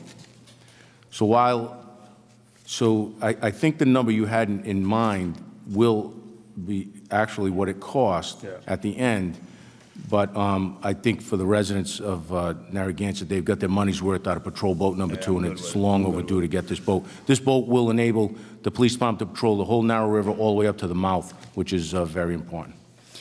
And I actually went out with the harbor master. That boat's 35 years old. Yes, it is. Yeah. The hull is. Yeah, I was on it, and I completely support this. I don't even need. We the can't chief have to- our council president on a 35-year-old boat. We can't have I that. rode with the harbor master. I completely agree with the chief's motion here, so I'm all set. I mean, I'm good. I'm good. okay. Tony, you want to come up? This is one of the experts I Yeah, I know where he's going with it, too. I don't know if I'm an expert, but anyway, with this purchase, obviously, you know, I wholeheartedly support this. That boat's been at my marina for 35 years plus, and you've been on it, I've been on it. I wouldn't put our officers in it for 5 minutes. I did talk to the chief about it, Mr. Manning, but where we are in Narragansett, you all well know what's going on down there. We did the dredging project that was somewhat of a success. Things are going to get busier. And if we don't have our guys taking care of business, and they've done a fantastic job, but it's an important tool and also an image for the town. So if there was any question, I hope there isn't now. Thank you. Thank you, Tony. Any other comments? All those in favor? Aye. Aye. 5-0, motion passes. Motion 14, a motion to approve a request from Pursuant Real Estate Group to abandon a drainage easement on Plat K, Lot 460B, and replace it with a new drainage easement on Plat K, Lot 4060A and 4060B. Do I have a motion? So move. A second? Second. Matt and Jill, you are Team a tonight. team tonight. Discussion? Any discussion from the council? Any discussion from the public? All those in favor? Aye. Aye. Everybody said aye on that? Yep. 5-0, motion passes. Motion 15, a motion to approve an amendment for an additional professional engineering services related to the design, study, report, and work plan for Phase 2B on the road improvement project in the Better Group, Inc., in the total amount of $13,200. A motion? So move. Second. Discussion? Any questions from the public? All those in favor? Aye. Aye. 5-0, motion passes. Motion 16, a motion to direct the town manager to form a municipal parking group that consists of Chief Corrigan and members of the senior management team. Do I have a motion? So move. Second. So Chief Corrigan is not here, obviously, but this has come up over the years, the parking and the studies and the committees, and every time about this year, people call up and they want restrictions or they want passes, and so it's been inconsistent all throughout the town. All the streets have different ordinances. Some can park on one side, some can park on both sides, some can't park at all. And so this is a long-term municipal project for the manager and the senior management team to look at the ordinances in the town and to do a comprehensive plan and then come back to the council just to share their findings, and then the council, I think, can share their philosophy. And I know, because I've been here for a period of time, that every time we have restricted parking in an area to the town, it just pushes its way to another area, and we've run into difficulty with that because then another area wants restrictions. And so I think that the chief and maybe somebody from DPW and the manager can look at, the size of the road, where it is, and kind of go through those ordinances and clean it up and come back to the council. And I don't expect it to be done overnight. It's something that when Matt and I were on the council with James Callahan, there's a book this thick, and you probably have to be on the committee too, to go through that to see if the ordinances for the streets, where's the common link. So again, I don't want to form another committee. I don't want to have another study. I want to turn it over to the manager and the chief and have their people look at it and then come back to the council. So to that end, to not form another committee, I would incorporate the Steve Wright, the parking stuff that they were talking about at the beach, because one of the problems here is that there were several committees formed. Right, and so then he I'd could be on. incorporate Lynn Notrantono's subcommittee on the ad hoc. So they're part of. Well, let's. Can I finish a comment ever, really? Listen, so this, just so, Matt, you can finish, hold on. Just so you know, Being interrupted. this is a municipal, we had those groups. This is not that. This is senior management, the chief of the police. But I just think those two, because they've done, I think they just should be incorporated, because then they're going to circle back and say, these were our recommendations. So I know Dean, Chief Hoxie was working on it, and then Chief Corrigan. So I want to make sure we tell the manager, incorporate, because also the parking around the beach has been, we changed, there was these recommendations from after the work session on the beach in September. So I just want to, that we're going to lose that. Right, and I think what you're saying is a point well taken. There are some notes, and I'm sure we can have the manager and the chief refer to some of those findings and, use that to help your work. But I definitely put municipal because I wanted the town government, the chief and his experts to look at it. And certainly I know you'll consider some of the decisions that were made over the years. There's been a lot of different steps along the way. But parking has been a big topic for a long time. And when Dean Hoxie was the chief, there was a study. I think you can look at that report as well. Yeah. I hear you loud and clear. I think the task that has been presented to this committee that we're going to study, we're going to look at the entire town in a comprehensive way. And because what I've seen since I've been here, the most requests I get on a weekly basis are for parking restrictions, speed bumps, speed enforcement, traffic studies. And I think what happens is each time we implement something, it changes someone else's perspective on the traffic. There's so many cars that come into the town, unless you restrict that, you're going to have this funnel effect. So I spoke with the chief already about it. We're willing to take this on, look at it from the entire town's perspective. I will look at every other restriction and study that's been done to see the best practices, and we'll move on from there. Thank you. Stanley.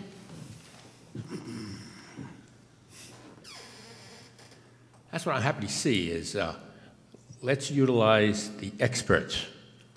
I don't want to see unexpert advice. The common guy like myself, we don't know anything except our own interests. So I want parking on my street so my kids can come over. I got 5 kids.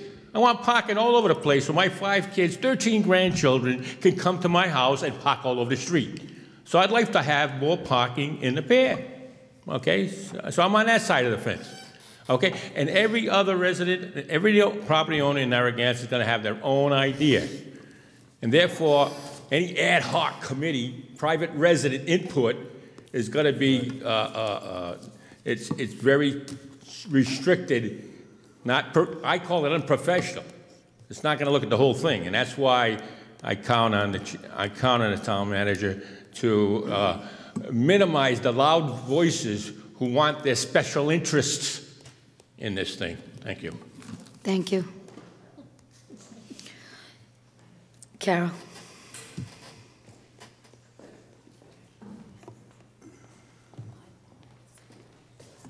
Thank you.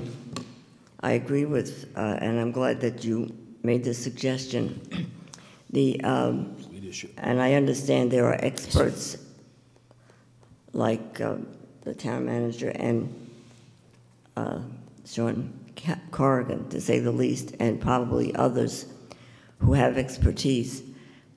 I think, and I'm not sure, but I'll mention this, the ad hoc committee did have a subcommittee, and I don't think anyone should denigrate them, because the ad hoc committee research was excellent. They did the same kind of research that I've done for 15 and 20 years in this town. And it goes to sites that give you invaluable information. And it's given me invaluable information over the years, and that's why many of the ordinances you now have in place are because some of us, over the years, have researched and brought it back to a number of people in this town. So all they have to do is read it and take from it anything they might find of interest. But there's no harm in that. And so I think that suggestion is certainly valid, and no one has any special interests. Oh, there's plenty of special interests in town.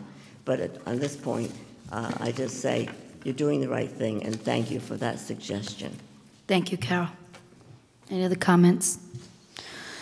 All those in favor? Oh, yeah, I want to say one thing. Oh, okay. Yeah, when I saw this, I was okay with it. I just want to keep it at the staff level. I don't want to resurrect the ad hoc committee. And if they want to look at their input and their research, that's fine with me. That's fine. Okay, we'll hand it to yep, them. okay. But I just don't want to, let's just keep it at the staff level. Thank you. Thank you. All those in favor? Aye. 5-0, motion passes. 17, a motion to appoint reappoint 2 individuals to the Conservation Commission Tree Board for a 3-year term to expire on April 30th, 2020. I move to appoint Michael Lepiski. I'll second that. Do you want to do the other name too? Let's do them separately. All right, all those in favor? Aye. 5-0, motion passes. I move to appoint Stephanie Figuri. Do I have a second? I'll second that. All those in favor? Aye. 5-0, motion passes. Thank you. Who was the second on that? Mike. Okay. Number 18, a motion to instruct the solicitor to research the possibility of accepting a homestead exemption application after the March 15, 2017 deadline for individuals who did not submit such applications prior to March 15, 2017. Do I have a motion? So move. Second. Discussion.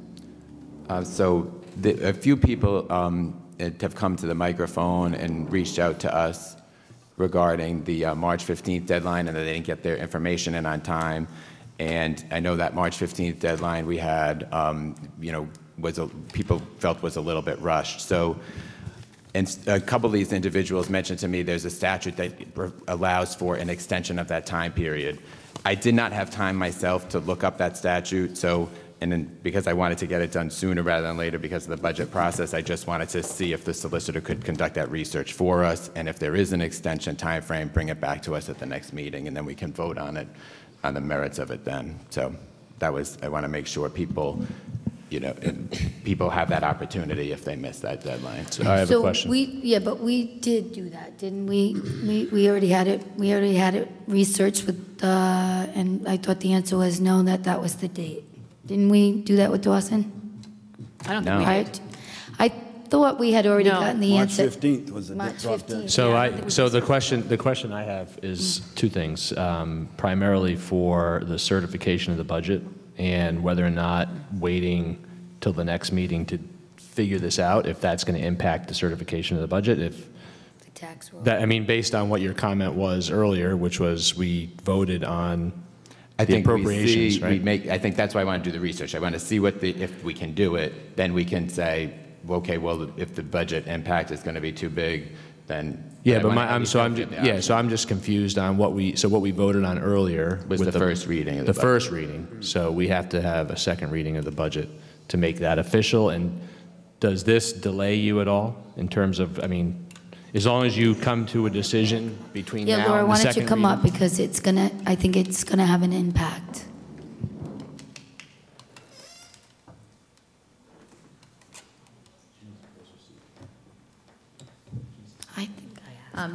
It wouldn't actually impact the ordinance that you read, as there is no reference to a tax rate. What you would be changing is the tax rate based on the number of exemptions that you would be applicable at the time. So it'd change your tax rate, but not your budget ordinance. Might want to stick around. I've also had some people say that they were not aware of the 65 exemption rate. I'm wondering if we could maybe amend this and also include that to take a look at it. If Patty could take a look at it, potentially we could also have that 55 and up looked at too. If you want to move to amend, just do it. Move to amend. A move to amend the motion to also include for Patty to look into the fact if we could also provide additional time for anyone who's over 65 to apply for that exemption. Second. Well, I think that's a great amendment. I just feel like when we worked so hard on this, we had set that date, and I know that a lot of people had reached out, but it was like, how do you identify those real people that need the extension versus the people, like, I don't know how you even identify that, so I appreciate the amendment, but I'm not in favor of that. I think that's very hard to figure out at this point.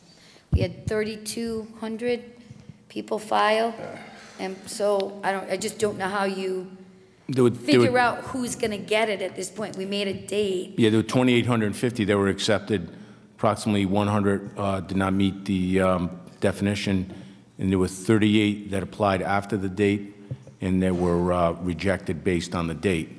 Yes. But the concern I have and the staff has is, with all due respect, is several people didn't apply because they knew they were late, and they just either left or called in. So we turned away an unknown number of people. So that's a concern. Yeah, those are the people who have called, that was contacted me. They said we didn't come in after the 15th. So I just think we should at least look into it. If there is an extension process, I want to know. I mean, I can do it myself. I just didn't have time to do it. So, I mean. I had people contact me too, and I said, we had set that date. It's really hard. I wish we had passed it sooner. And I just don't know how you go back and try to identify. I mean, who knows if they, how do you find those people? So we're just saying they can. It's an extension. They would be able to come in if there's a date. Some people told me June 1st, but again, I haven't had time to look at the statutes myself. I just want to we'll have 2 weeks. He may find nothing. Right. I mean, We're just looking to see if it's possible. We're not looking to actually. All right, so there's an amendment to the motion, and there's a second. On the 65. On the 65 as well, and there's a hand in the audience, the guy in the back. I'm one of those people, and sorry I was late to apply for the March 15th. I'm new to the community, going on 3 years. I wasn't pretty well informed on it, my fault, but I would like you to consider an extension, just to look at it, if I could apply, since I know that we're going to have a 5.2 tax increase. Well, so, yeah. Just, thank you. Just to take it under consideration, please. That's all. It's a single family unit here, and thank you. Thank you. Any other comments from the public? Stanley. Either you do it or you don't do it. In other words, okay, if it isn't the 15th, there is no date. Come anytime. No date. You got a 15th, 20th, 30th, I don't care. Next month, you had a date, it didn't work out, you rushed, whatever the issue was. So now I guess the issue is no date for all. Anybody wants to come in and they qualify, again, justice for all. They qualify, put them on. However, the tax rate goes up unknowingly. I don't know where that goes. Where does that tax rate go? I don't know. Justice for all. Again, justice for all comes in. Is there justice for all? They missed the date. They lost it. They're going to get it. They can come anytime. Why do we have a date at all? I say you shouldn't have done it to start with. However, you're in a mess now, the quagmire. You leave it alone. And just move on. No special favors for any special group that you happen to know about, the 38 versus people you don't know. So now you got to advertise for 3 or 4 more weeks. Hey, it's open. Come on in. I don't think so. I think I'm not misunderstanding. I just want to make sure it's clear. You're asking with this motion, not Jill's amendment. You're asking with this motion for the solicitor to research whether or not it's possible to extend it. Then if he says it is, then we would have to vote whether or not to extend it. This is not a motion to extend it, correct? Correct. Okay, thank you. It's a research question. So then we got to advertise for another 3 or 4 weeks so people can know that it's extended and come on in. No. The motion is for the solicitor to research whether or not we can extend it. If the council decides not to extend it, then there is no advertisement, period. So. Why even waste time researching it when it's going to be a 3 or 4 week issue to get it advertised to even get in here? I mean, process going all over the place. Why even waste his money? We're in a mess, I understand that. Leave it alone. It's messed up a little bit, leave it alone. 15th, it's there. Let's not make that mistake again somehow. Well, I'm sorry, State Representative Carol McEntee left, because I believe this ship has sailed, okay? We could have voted on it in October of last year. We could have passed it in December of last year, and I kept stating, giving the staff plenty of time to roll the homestead out. But it was rushed. The staff went above and beyond the call of duty and even went to people's houses to make sure, because they were bedridden or whatever reason. But we made every effort to roll this thing out in the short period that was allotted. And I think they did a great job. We need to certify this budget. It's my understanding that it could increase that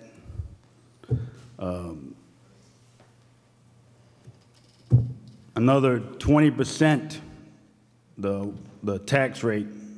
You're going to like this one. About another half point on the tax rate. But, you know, I just think it's, you know, they can apply for it next year, because we'll have everything in place and we'll be good to go. So I say no. So the research, I don't mind. I'm not in favor. I mean, we did say the date. We did tell the public. We had talked about it. I wish we had passed it earlier. We didn't. I can support the research, but in theory, I just don't know how you find those people. So I'm not, I'll support the research, but I'm not supporting moving the date, really. Why waste the money? Mike, how do you feel about it? I think I've already said how I mean, I have a clarification, and, you know, Okay.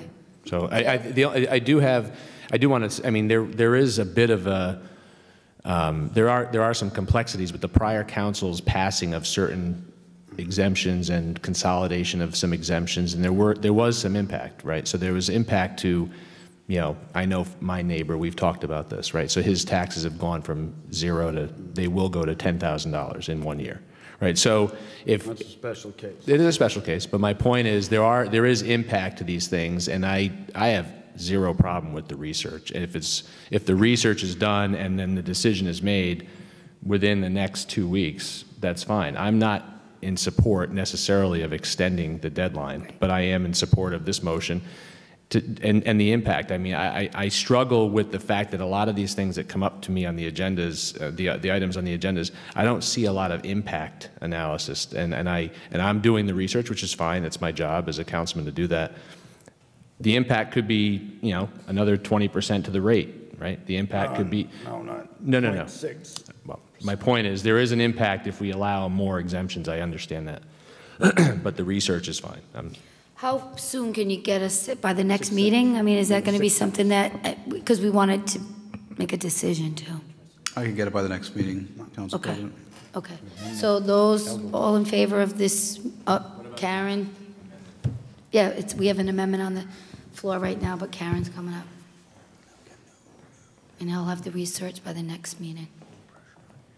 I may be mistaken, but I thought Dawson had said, and I may be mistaken, I don't want to misquote him, I thought there was a state deadline where, and I'm not a lawyer, I don't know, but I thought that's what I had heard, and that's why the date was set, so to speak. He did say that, Karen, I do remember. That's what I was referring to.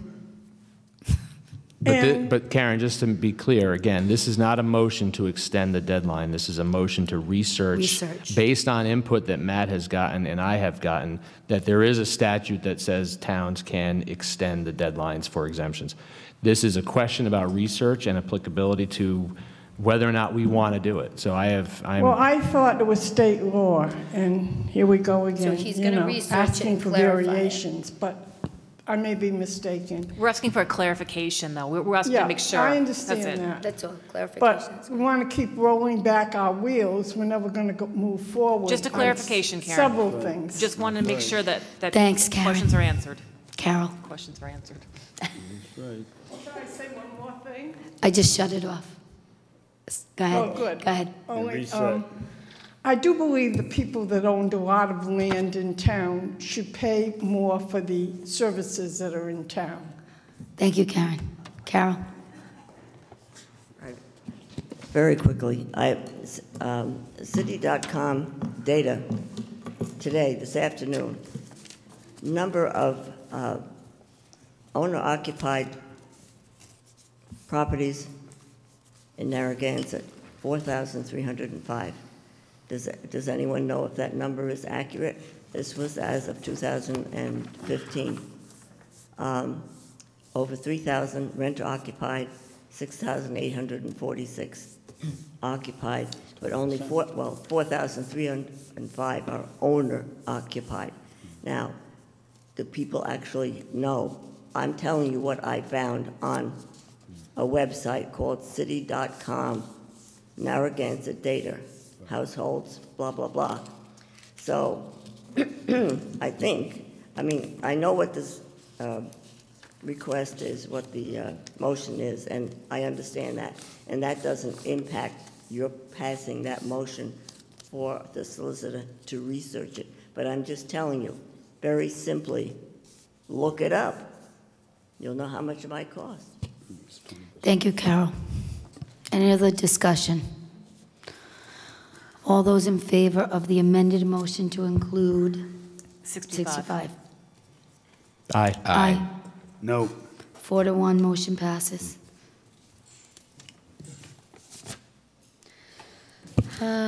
Motion 19. I'm sorry, yeah, 19, a motion to approve the expenditure of... Wait, we didn't vote on the first motion. We didn't vote on the underlying motion. We amended it. We amended it, but we didn't vote. Then you have to Okay, with so... the amendment, yeah. So, but I thought that's what we just said, to amend it. You said 65, we said all those in favor? And we did...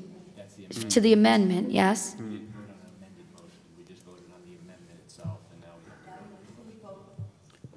I thought they were... Okay, so who's going to make that motion? So moved, the underlying motion. The underlying motion, first and second, all those in favor? Aye. Aye.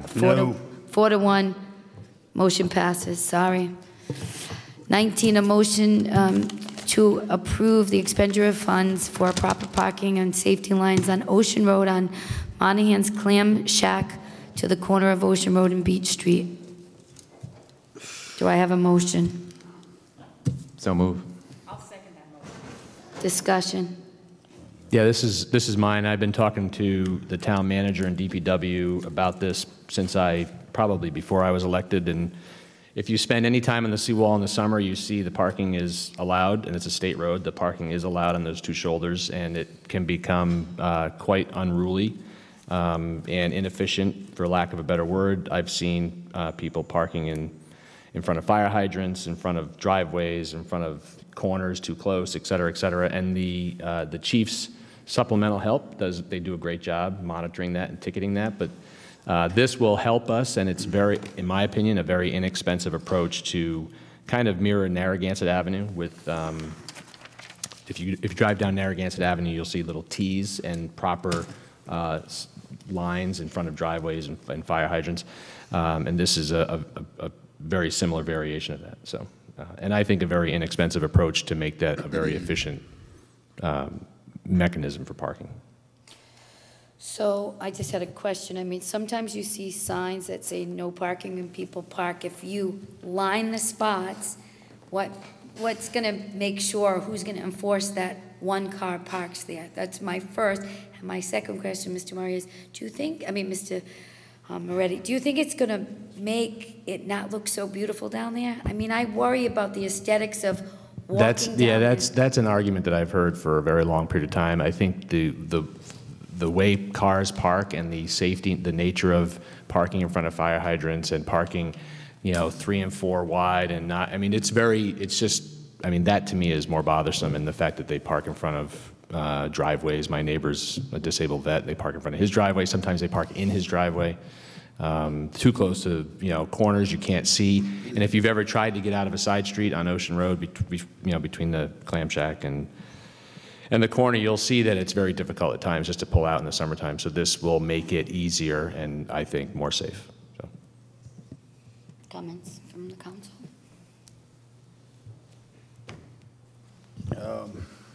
Yeah, we're in the middle of redoing our roads. I think our efforts should be trying to fix the roads instead of paint them. So I'm not with you on this one. So that's where I stand. Stanley?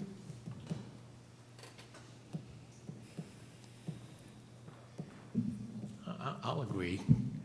Can we get the state to pay for it? It's their road. Huh? Can we just tell them, hey, you've got an unsafe condition here, state guys, will you paint that road? And paint it maybe with smaller ones so it doesn't look so aesthetically, bad. Sure. Smaller lines or something. I don't know. Yeah, let's Just try and get some freebie here from the state, no? So I'm one step ahead of you, Stanley. You beat me. So I asked. They said there was a very wealthy property owner down here, Stanley Wojciechowski, and said he'd help pay. But I did ask. So just one thing I want to clarify, Councilman Moretti, is aesthetics are a concern, obviously, because it's the pier. The T-type parking area that we talked about, I'd like to sit with you and talk about a modification to that, because we'd have. I spoke to the DPW director, and we would have to black out the fog line, which would and then make the Ts. Now, the one area, when I did go to the DOT to ask them if we could do this, it was my understanding we were not going to black out the fog line, so they gave me permission to leave it as is and just add to it. So I think we could accomplish what. Yeah, and I thought Can you embellish on the fog line? is? it's the shoulder line. The fog, that yellow line right on the edge. The white line. Between the curb and the roadway. It's where they park right now. Yeah, and just to be clear, I was not going to black out. That was never my intention. Was to always just. Yeah, it was not do a your slight intention. Just modification. once we did some research, we found out that's how we would have to do it. So the recommendation of the DPW director is, if this is approved, is to put the line, standard NHTSA lines, with designated approved parking area in feet, and then just put a line across perpendicular to the fog line. Okay, I'm not going to make a big deal about the white lines, but I just don't, aesthetically, I want it safe, but I just think the cars fit on the wall, and I just worry about the checker squares all the way along the wall. So, I don't know. Okay, all those in favor? Aye. Aye. No. No. Motion passes 3-2. And the last motion is number 20, a motion to schedule an annual review for the town manager I move that motion. on Monday, June 26th at 6 o'clock. I put that on an off night. Do I have a second? Second. Discussion. So we're supposed to do this once a year, and I think it's going to take a little bit of time, so I said 6 o'clock I know is a busy time for us all, but I figured on an off night, if that works, then we can get it done before the July 1st. Is everybody good with that? Good. All those in favor? Aye. 5-0, motion passes. And we have a motion to retire to executive session, and I actually am going to ask us to to do this tonight, to go to executive session. So a motion to retire to executive session of the town council at the end of May 1st, 2017 town council meeting in accordance with Rhode Island General Laws 4246-4, 4246-5, to discuss the acquisition or lease of real property for public purpose as in accordance with 4246-5, A5, and appoint J. Patrick O'Neill as clerk pro tem. I need a roll call vote. Mike Moretti, aye. Patrick Murray, aye. Matt Mannix, aye. Jill Lawler, aye. Susan Bonanno, aye. Okay, that meeting is adjourned. Have a safe evening.